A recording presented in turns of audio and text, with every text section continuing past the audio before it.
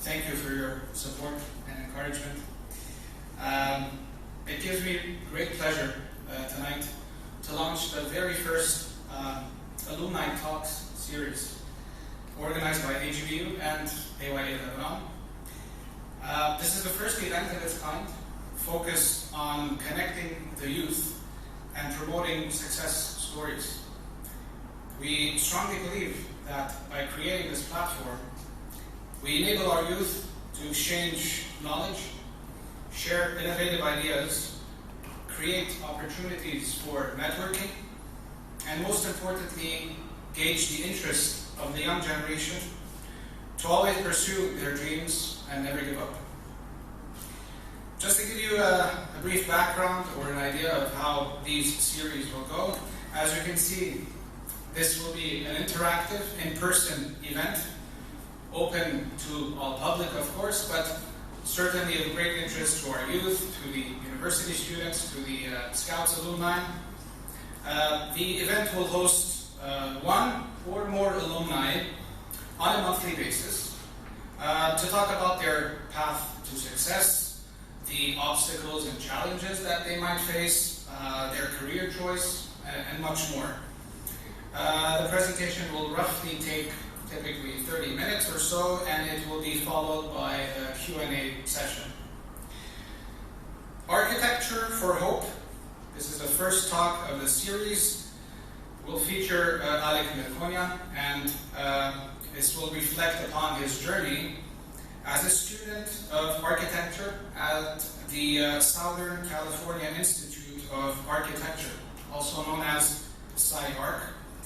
Parallel to his studies at SCI-Arc, Alec has been a visiting student at the University of Applied Arts in Vienna.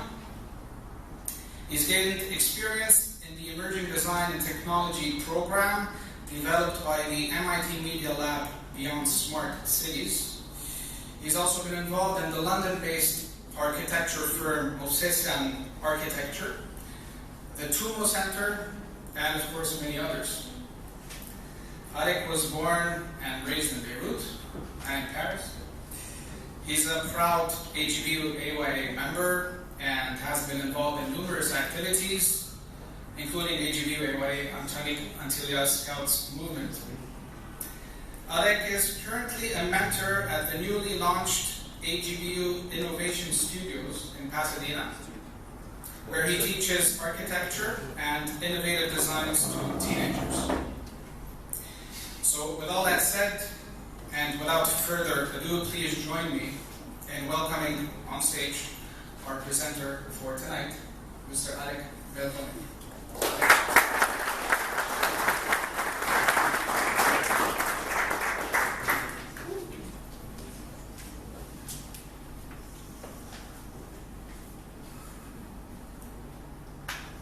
Good evening, everybody. Merci for the introduction. Just for the sake of clarity and consistency, we're going to do this presentation in English. So, without further ado, please join me for this little journey. So, welcome everybody. Thank you, Open for this wonderful opportunity, but also for being my home always. It's a pleasure to be here.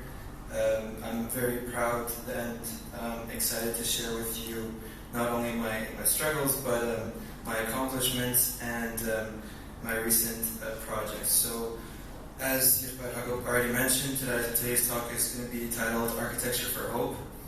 I'm going to start with this video that I did in Vienna, and just for the sake of context, this was done in a course titled Theory of Living Spaces, and we basically watched a movie of 10 chapters, and each of the students had a chapter to watch and basically dissect, but then at the end, each student had to do an ending for this movie. So this is chapter 10, How I Imagine Astronauts Returning to Planet Earth 800 years later.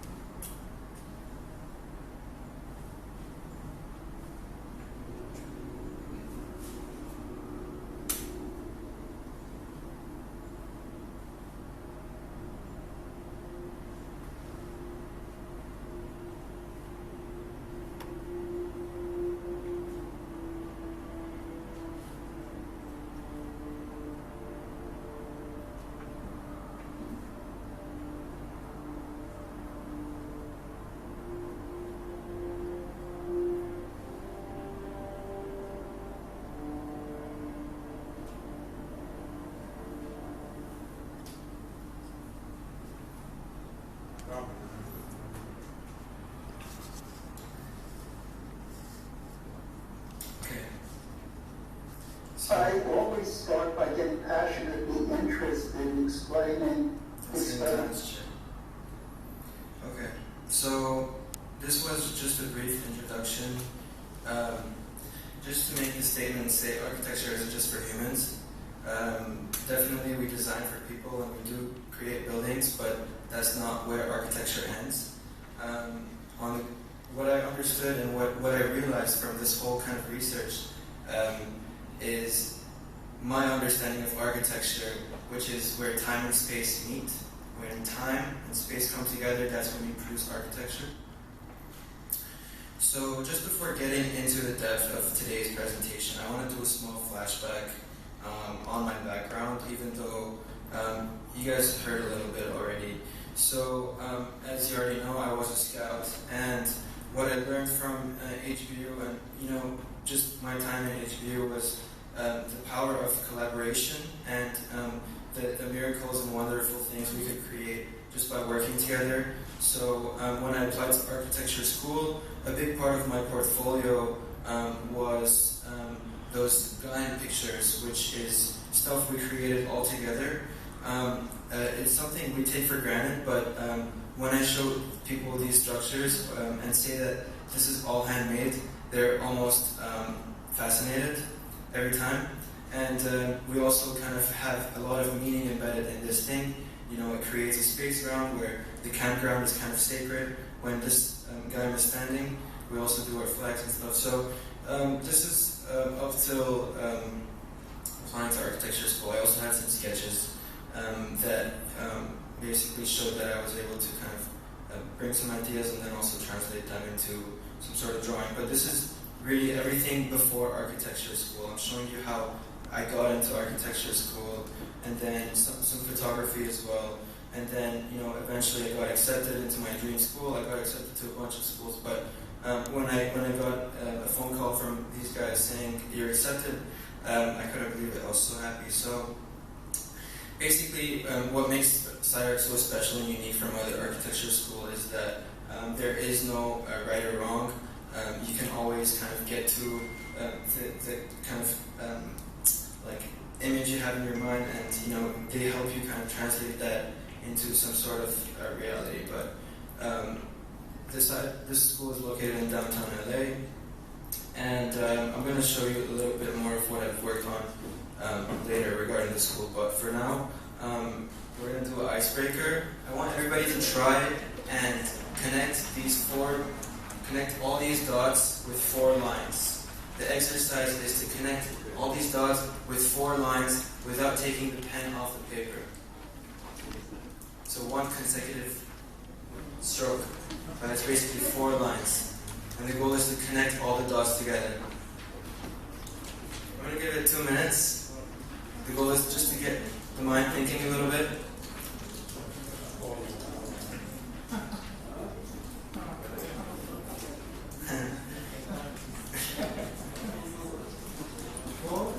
George Keats, Amen Gedere Belki Connect Alone.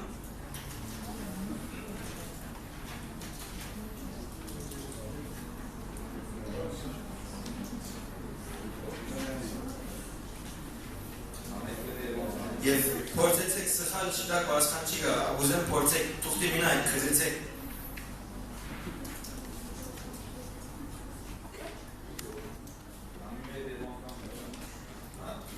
Կարևորը ամեն 4 այո գնաս։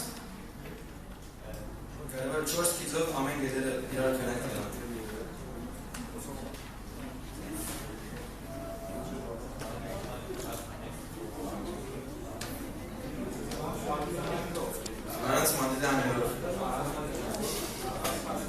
يلا ما ينفع يعني.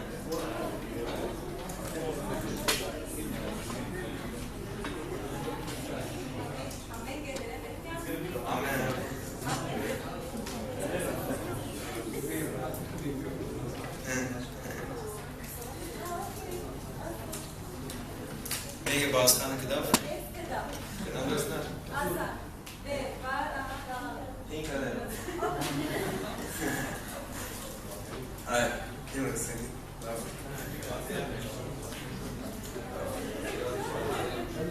Okay, guys, Բիլիթիզի եմ ինչպես առաջին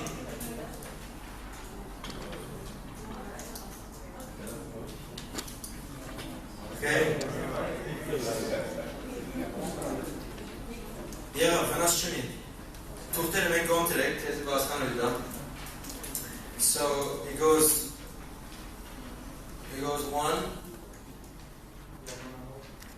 2, 3, 4. The idea is to think outside the box. Moving on. Okay. Let's get into this. So I'm going to start with this project.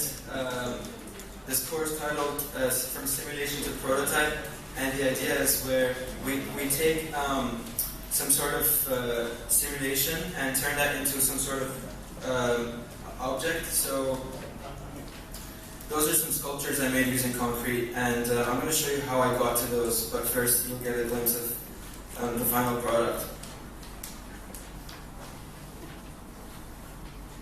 So the idea was, at first, I simulated in 3D, which is up on top, different ways in which people could stack a box. So there's a stack twist, which twists in the Y direction, other stacks, which is the box that basically morphs, some mirrored stacks. And the idea was that we had a robot which had a hot wire cutter, and what a hot wire cutter does is it cuts foam. So the first thing we had to do was translate our design into some sort of code script where the robot could read that. Basically, we define a direction for the robot to follow, like a line. But then, by cutting foam, you're doing a foam sculpture. And I was against the idea of making a foam sculpture, but I still wanted to create a sculpture using this technique. So what I did is I used this foam and basically created a negative. So by cutting out a void, I created a mold for me to basically pour concrete into it.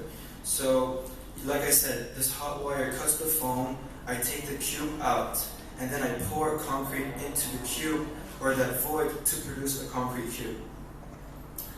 So these are basically different ways I produced a mold. I also 3D printed jigs to create the sort of effect that I wanted to make using the stack effect, or depending on each different stack, specific mold. So this is the stack twist in Y direction, and this was the foam sculpture. This is the first prototype I had. But like I said, the idea was to make it out of concrete. So then I basically poured concrete into those molds, and eventually started breaking foam out once the concrete dried out, basically to create my concrete sculptures.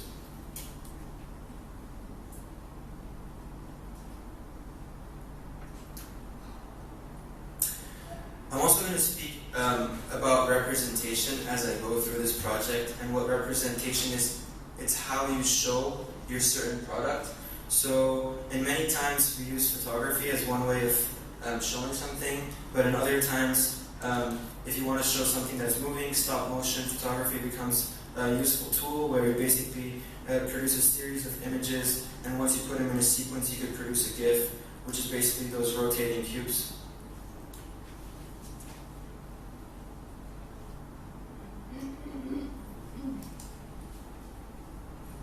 So also the idea is usually, like, in terms of architecture, I'm showing you like different scales in which you could produce some sort of architecture. Like I said, it's not always a building, but then sometimes the conceptual idea is represented in a physical model that you can basically translate into a building.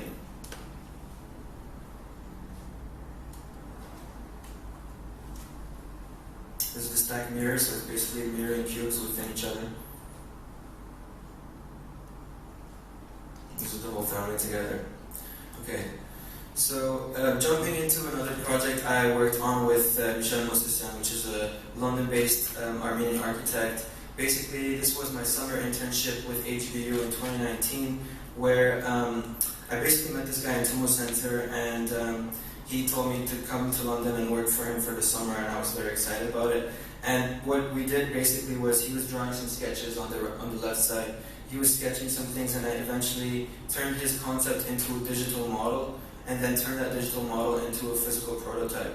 So his concept was, because this chair was being built for the Queen of Doha, basically he had this idea of morphing the carpet using the shape of calligraphy into a chair, and then eventually once we had those modeled in 3D, Zaha Hadid's fabrication office basically helped us create those, and then eventually he tried to work it out with Herman Miller. It didn't work, but yeah, basically those are construction drawings on the left that show how you could actually build this in mass production. Okay, moving on.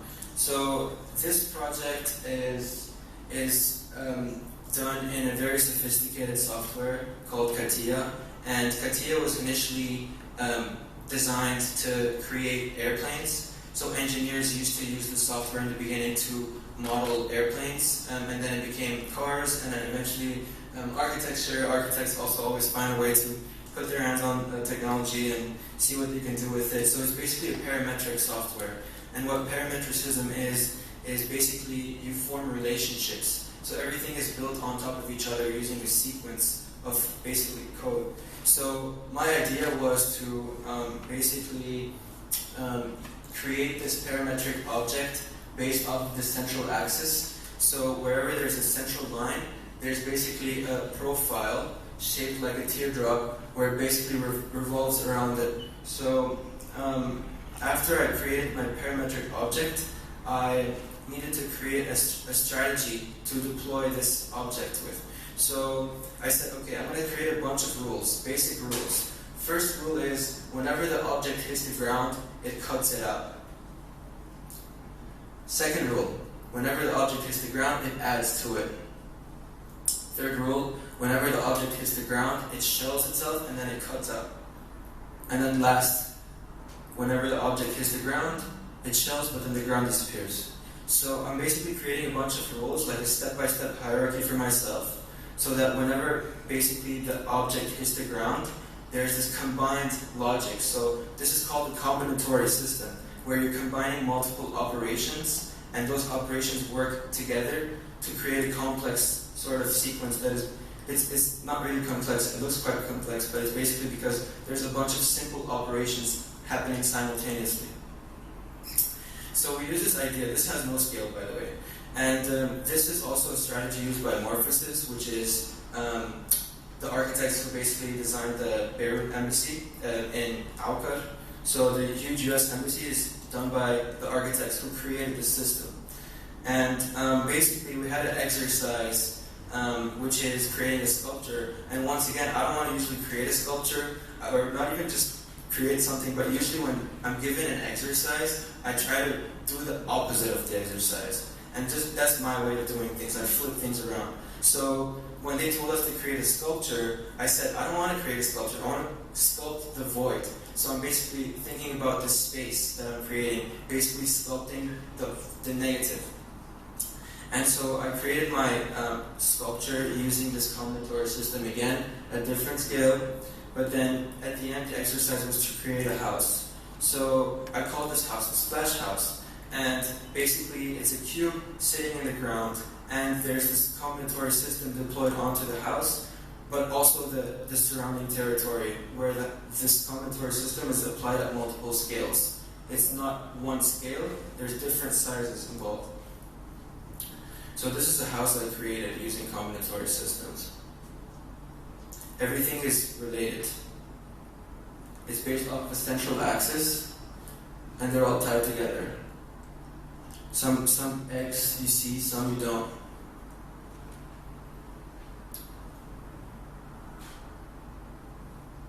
Some are embedded in the ground, some are exposed. But then again, you see how this initial study turns into a house. And that's the splash house. So I'm moving quite quickly because I want to show you a bunch of different projects I've done, and it's basically showing you the thought process behind those projects. So this was a project, I was basically in a studio titled the WAP Studio, and my professor is a very playful professor, so at the time there was a song by Cardi B called WAP, and he said basically I'm going to rename this thing and call it wood, apps, and plants. And the way it goes is it tells us to choose a wood species. And basically after choosing a wood species, he tells us you guys are going to now design a totem, a 10-foot tall, a 3-meter high sculpture, basically. So each student went and found their own way in designing the sculpture. And as always, the way to design something is to set a bunch of rules for yourself, set a bunch of parameters. You can't always just come out of something like from nothing. You have to set your kind of boundary to then create something within that. So what I did is I created a rule of 5, and the way it goes is I array cubes on a field. I throw a bunch of cubes on a field, and then I start stacking those cubes. And then I take the stack outside of the field, and then I twist them. So when I twist those cubes, I basically said, once the cubes twist, I'm going to deconstruct them. So by deconstructing the cube, I array them on a 5 by 5 grid, so there's 5 lines by 5 lines, and I'm basically, in each occasion, deconstructing the cube in a different way. So there's basically infinite numbers of ways to, deconstruct the cube, and the idea was to then start stacking those cubes to create different sculptures, because I didn't want to create one piece. I wanted to create a system to then choose out of a lot of options the sculpture I liked. So at the end, I choose one of those sculptures, and it's this guy, and like I said, it's a bunch of 3 deconstructed cubes. And we're still in the conceptual phase. This is before getting into the wood aspect. But basically, to make it a level more complex, basically, you can see how there's moments where there's 3 pieces of wood interlocking, but then there's moments where 2 pieces of wood are interlocking. But then my professor was like, how can you take this a step further? I said, what we can do is basically, we squish the top 2 cubes, where basically, if you look at the bottom cubes, there's 2 horizontals sitting on top of each other, but then when you look at the second cube and the third cube, it's basically 2 horizontals merged into one. And so this is an idea of how you can kind of flatten floor plates and how you can turn this into a building eventually, but now there's a 4-way, so there's basically 4 pieces of wood interlocking. So the next exercise was, okay, now that we have this sculpture, this totem, how are we going to build it out of wood? So this is where the last rule comes in, join. And to join things, I looked at Japanese joinery as a point of departure. So I basically cataloged all the different ways, let's say 2 pieces of wood come together. So there's a bunch of ways you can connect 2 pieces of wood, not by using glue or nails, but just by having those pieces that have integrity together somehow locked in.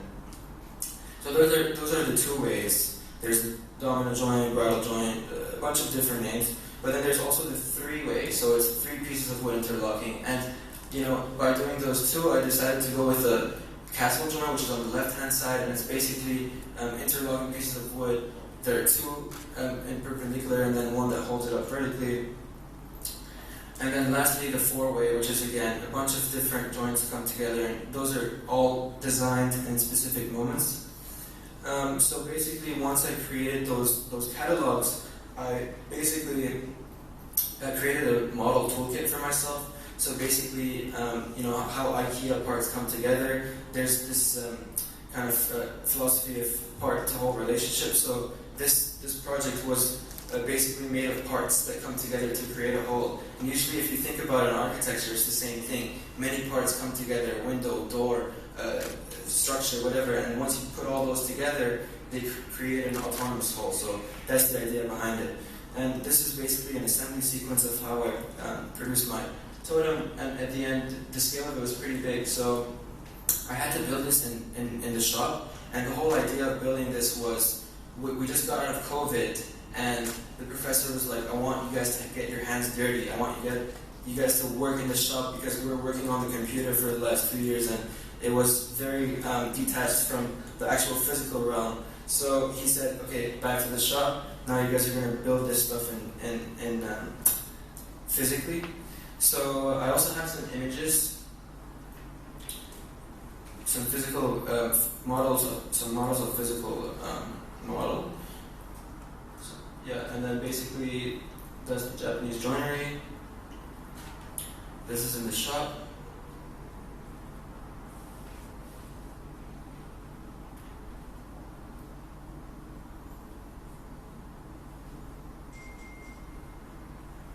So I basically turned long sticks, I cut the edges, I made joints, I started interlocking them, and I created my totem. Easy. So, like I said in the beginning, my project was titled WAP. So the second aspect of the project, because I discussed wood, the second aspect is apps. So using apps as an opportunity, at the time NFTs were a trending thing, so I made a bunch of NFTs in the series titled Multiple Space, where I took my totem and threw it in the digital realm and started exploring how you can create illusions and sort of continuations of one frame within the other to create this sort of like distorted reading. But then, wrapping it back to the main discussion, at the end we're creating architecture. So the question was, how do you turn this thing into architecture? And my answer was by scaling it. So small, medium, large, X large, basically by scaling your totem, you're creating architecture. So this is the small, that's the medium, large, X large.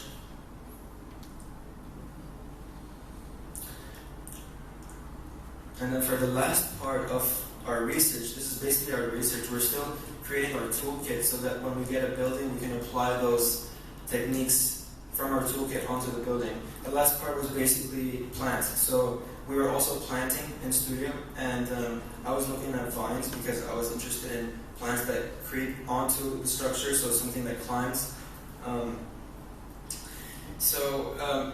Once we had those, basically our site was given to us. So this quarter-mile long building is SciArc. This is the architecture school I went to, and my professor told us your site is basically the roof of this building. So before designing and deploying our kind of strategy onto the building, we had to do some sort of research and analysis. We call it urban analysis, and see the situation, the context, what's missing, what's not. And just by looking at satellite images, this is the building right here, there's very few green spaces. And because we're using wood, the whole spirit of the studio was something sustainable. How can we provide healthy spaces for students where there's more green spaces involved? There's a lot of sun exposure because we're in California, and there's not enough green electricity being used. Basically, by all those buildings use electricity, and there's the potential for all those buildings to use solar energy, but then there's very few that use it. So we're also kind of arguing that we need solar panels.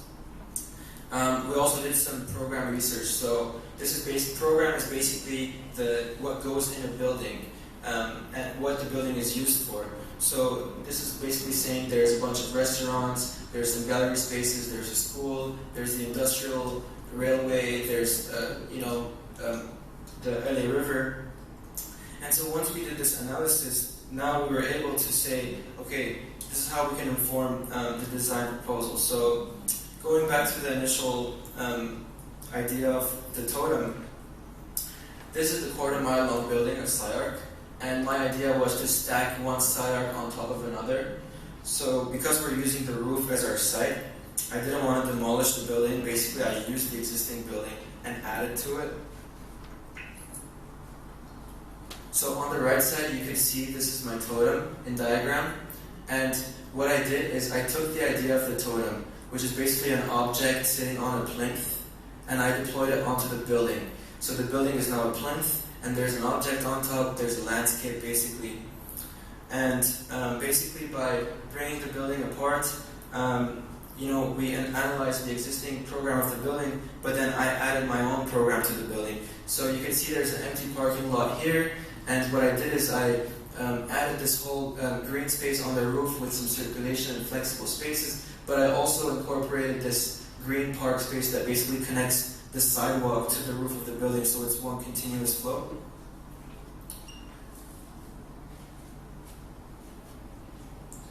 And at the end, basically, what I did is I used the totem strategy, which is the Japanese joinery, to create a platform on top of the existing roof.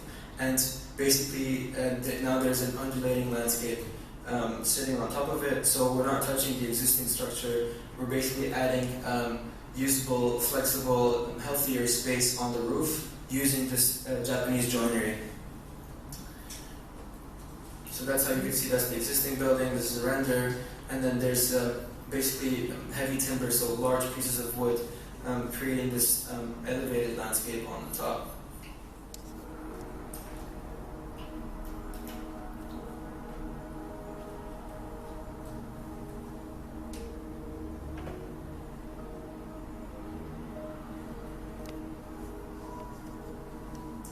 Also, the idea was that the extension is net zero, so all the energy used in the extension is harvested from the sun, basically using solar panels, which is quite evident this time I came to Lebanon. There was a lot of solar, everybody's speaking about solar panels. But it's also not in Lebanon, it's all around the world. And the whole idea is that architecture should be sustainable, and by sustainable we mean something that could function without some sort of external source.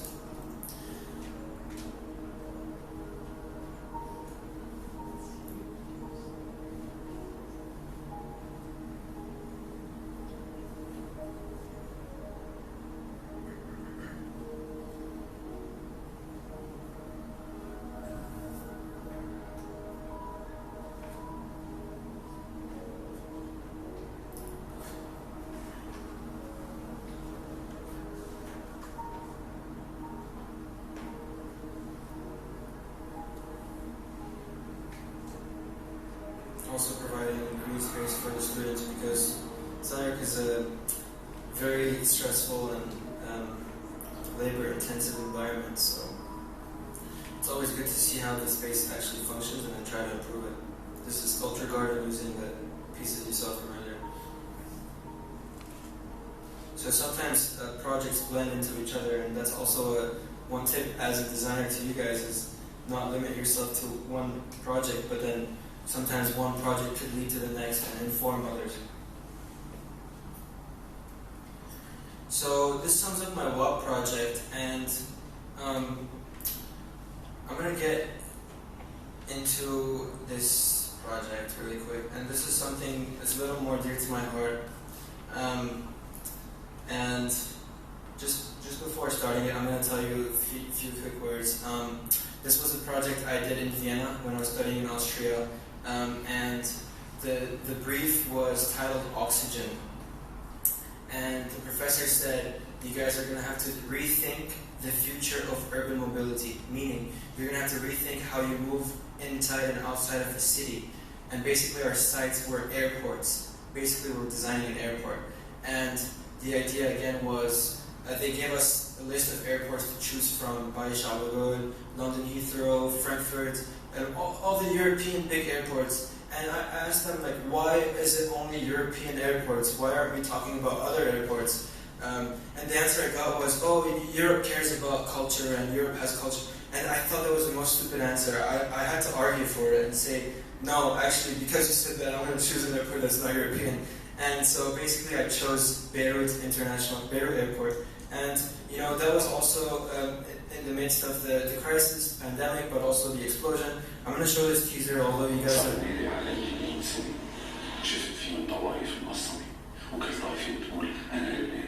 شفت الجلدي ما بيحكوا إلا سياسي وسياسيين بيحكموا باسم الدين. شفت حروب وتهجير وشهداء مفقودين. شفت أرض فارغة وحوارات عقيمة وانتخابات مزيفة وصفقات مشابهة. حفر خنادق وحفر قبور، ما بقى حتى ساعة النواب اللي انقتلوا بدم بارد. صرت بلد الأحلام الضايعة والعدايا المفقودة. أنا وأنتم معنا العين سلطة ميليشيات ومافيات سرقوا هويتكم الحقيقية.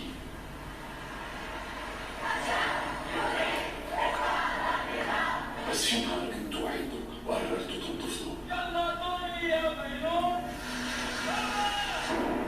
خلص خلص وقت المفعول وخلصت الفرص. انتوا شعبي حسنتوا فيي وقررتوا تكتبوا لي عمر جديد. قررتوا تستلموا مصيركم بإيدكم وتطالبوا بدولة حقيقية مدنية على محاور الطائفية. وأنا معكم. قصدي هلا سوا عم نكتبها. بدكم نفس الأبطال. نفس الزمرة ونفس المصير، أو بدكم تكونوا انتوا أبطالها. هلا ساعة الصفر. يا بتاخدوني على الموت، يا بتاخدوني على الحياة. القرار بإيدكم. شو رح تقرروا؟ know the story of Lebanon. We've lived it. So many of us had to leave, some of us had to stay, but we all somehow got affected by it. And this was basically my point of departure, asking for a new nation. Basically, had to somehow do my part in imagining a better future. So, in the beginning, basically, we had to do some research about why that place. So, we all know that Lebanon has a long history. Before even Lebanon existed, this region was occupied by Phoenicians. These guys used to basically transport things in and out, goods basically in and out. They were merchants. They used the Mediterranean. So the use of the sea as some sort of means of transportation was already there. Lebanon is also known to be the gateway between the east and the west. So I found many different reasons why, geographically, just speaking, and culturally, why Lebanon is a powerful starting point. Also speaking about culture, basically I took the idea of the Lebanese cedar tree as a conceptual starting point.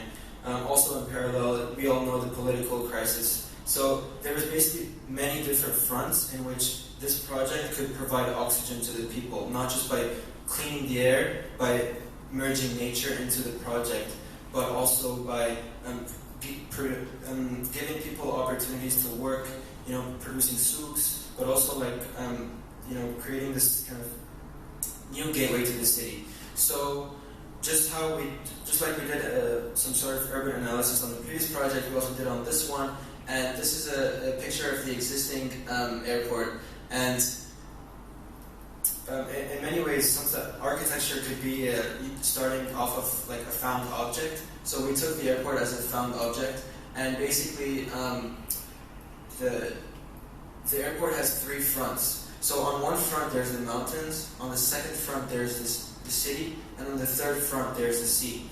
So we're taking this idea of an airport as a triangle. So the conceptual idea is a triangle, the master plan, looking at it top down. There's the mountains, there's the city, and there's the sea. But then also there's ideas of air, water, and earth. So we're not only merging airplanes with cars, but we're also bringing the water element into it. So in this proposal, we're also saying that by using the sea, we can we could reduce congestion on the roads. It also opens up fronts to many different opportunities, basically incorporating a marina within the airport. So this is a mind map. Sometimes when you design something, there's a lot of ideas, and you don't want these ideas to go away, and everything is in hierarchy. So basically, using the idea of a triangle, we produced a mind map. And the key ideas were nature, culture, and infrastructure, and how you can incorporate these three together to create oxygen. So this is our proposal of the airport, and basically what's changed now is you can see the runways are the same, but then everything around it is changed. Basically, this is the airport city, which is basically a whole city we developed. There's also there's these informal settlements within the two runways, the AYA settlements. So these are Palestinian refugees that basically live within the runways, and it's not a good quality of life. So we try to somehow tackle that. And then the third front is the marina. So you can see how there's two types of boats that engage with this marina. The first one is the cruise liners, which is on the bottom right, and then there's the high-speed boats. So the idea is you can take a plane, land into Beirut airport, and then take a high-speed boat to go to Junia on the coast without taking the car. And vice versa, you could get into the airport using a boat, and then you take your plane and go out. Or sometimes you don't even need to travel to go to the airport. The idea is that airports could be used for other reasons too, like cultural reasons. So there's a museum, there's educational facilities, etc. This is the master plan. And master plans are basically looking at it top-down, the overall organization of the project. So the runways, like I said, already exist, but all this part is new, this part is new. There's some modifications in this part.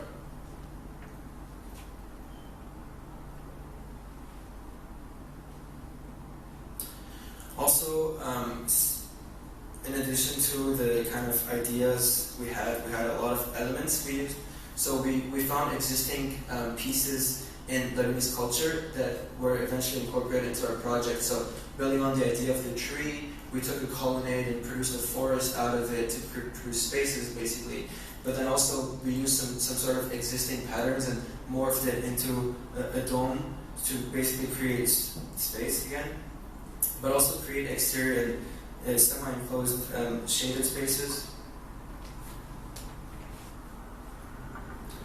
I'm going to show you a video of this project.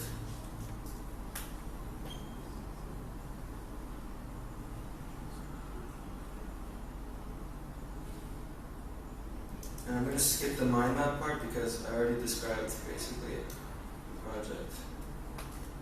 So, yeah.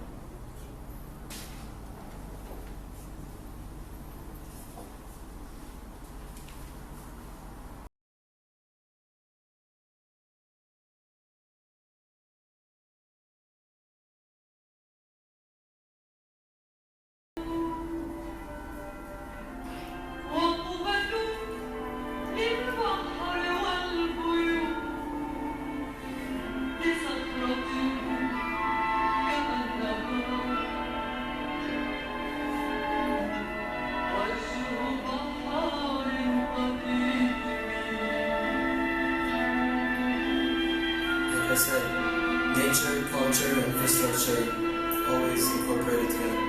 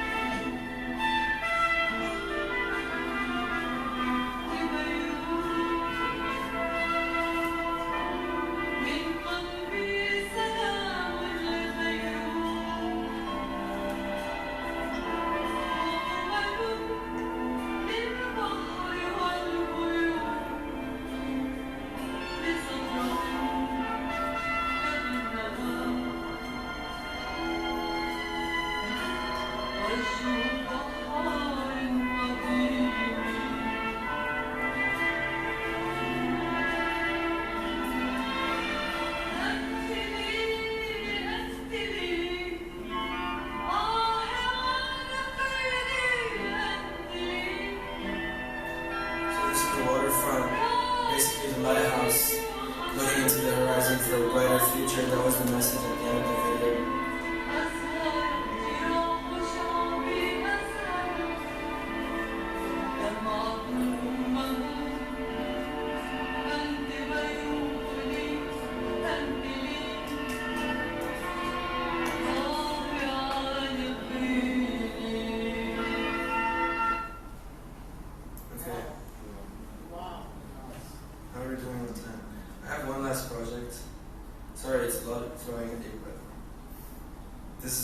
last one is basically my thesis project, and this basically sums up my education at SciArc.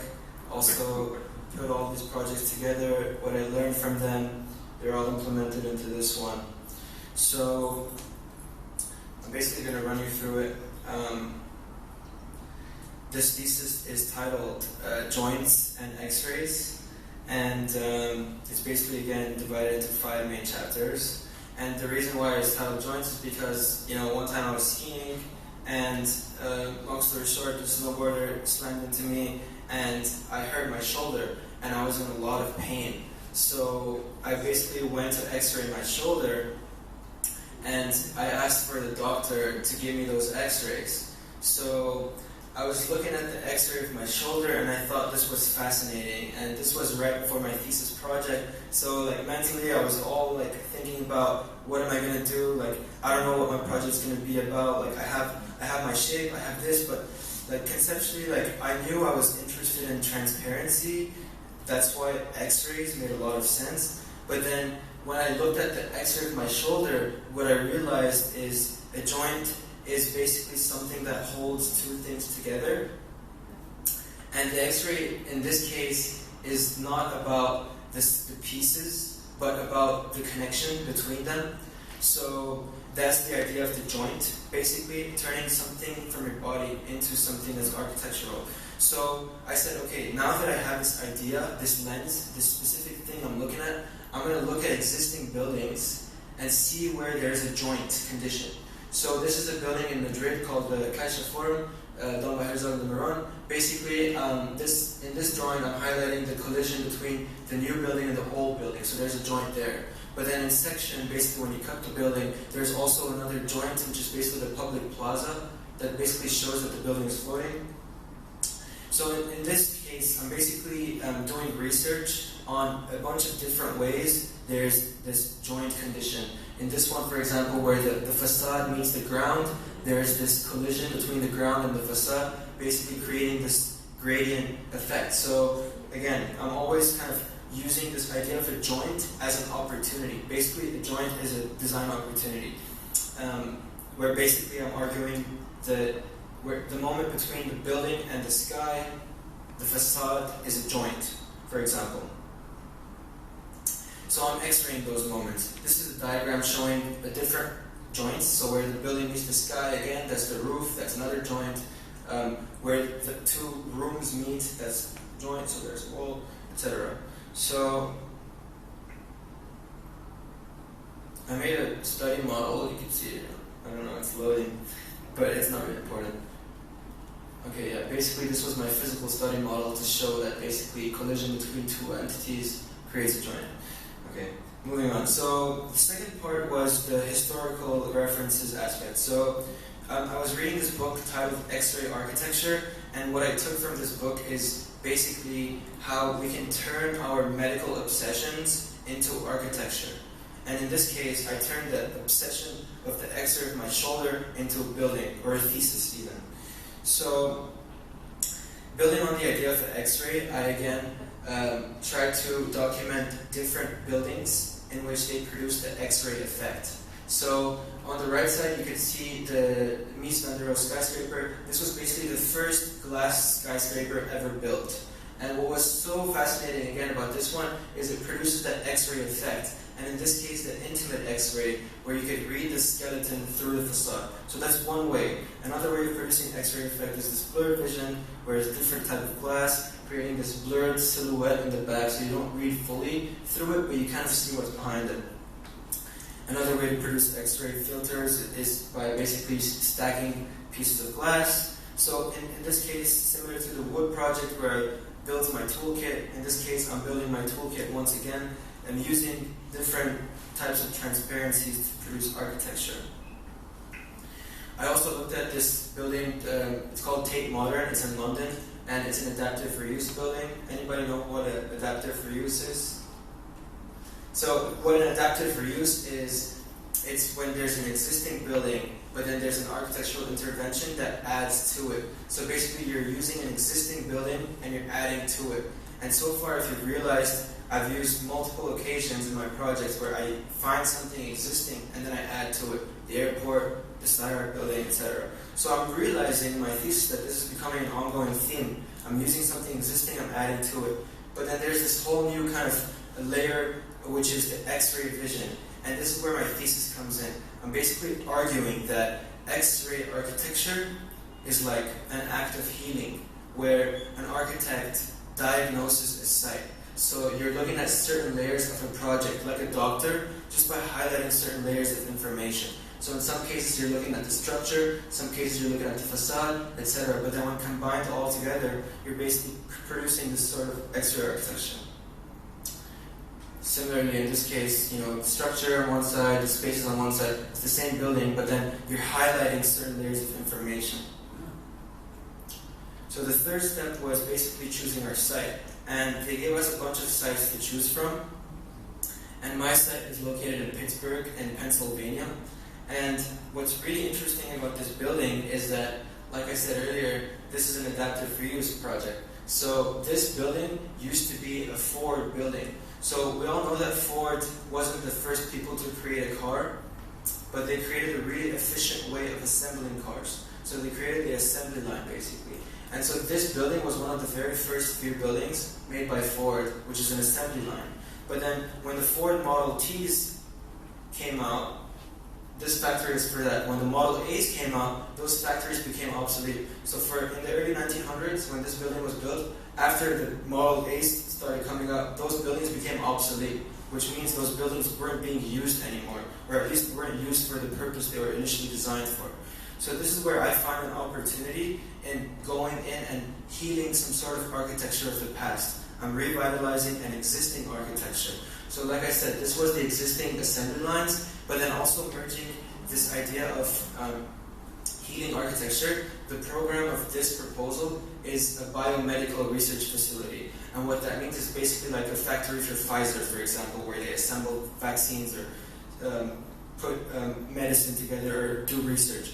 So turning that assembly line of cars into an assembly line of vaccines, I'm basically turning this architecture of the past into an architecture of the future, where I'm basically arguing that by healing this architecture, I'm not only like fixing the building up, but I'm changing the use of the building to heal society around it. So the idea in this case is machines or technology and human interact together, basically forming this new type of architecture. So with all this being said, this is where I come in and actually start designing the project. So the existing, after creating a set of rules, I said, okay, once there's a joint, there's a gradient. So gradient is when something goes from like fully transparent to fully opaque. I'm basically using the strategy to inform my design.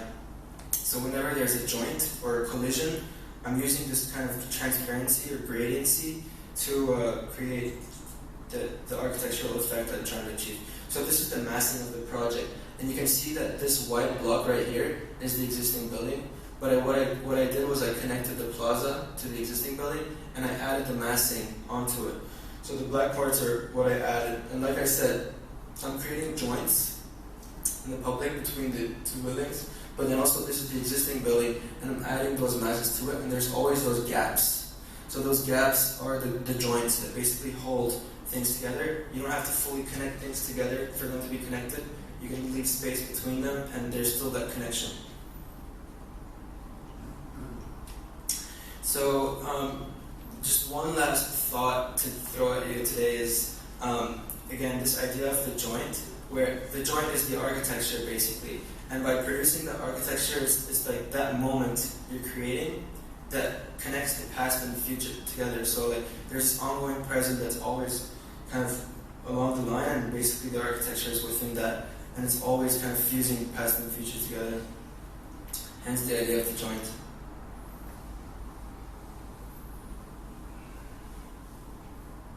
So there's you basically walk through the plaza, and like the experience within the plaza is like you're entering the building, you're walking through the skeleton. This is another mind map. So like I said, some ideas blend into other projects. And yeah, this is basically a section I had to draw at the end, some plans. You can see how the labs are organized around. There's a space in between and the courtyard. So this, once you have an idea, it's basically like a lens. you apply it to every single moment you have. So I also produced some X-ray drawings. And basically, you know, the building doesn't look like this from the street level, but you're basically seeing the structure within the skin. And basically, this is another X-ray drawing I made. So I'm X-raying the building itself. And the blue spaces are basically the new spaces I'm adding to the building.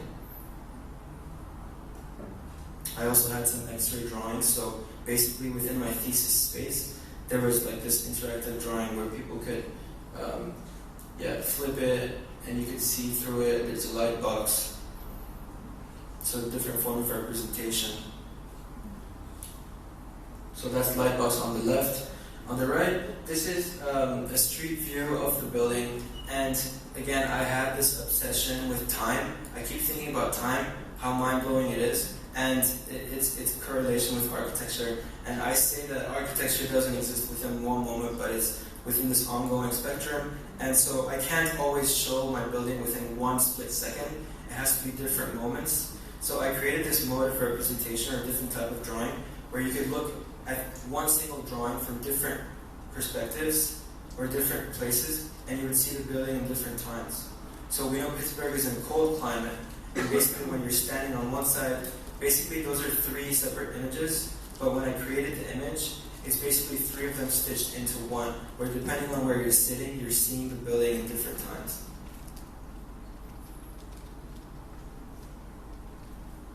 So those are some images from my, that's my setup. And like I said, this was my thesis setup. I basically had physical models, a chunk model. That's my lenticular print right there. That's me.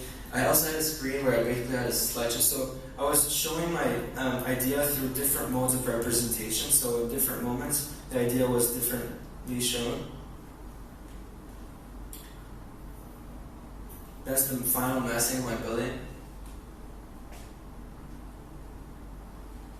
I also made a larger mock-up. So this is like a chunk model, we call it. And it's basically like higher detail. And this is all 3D printed.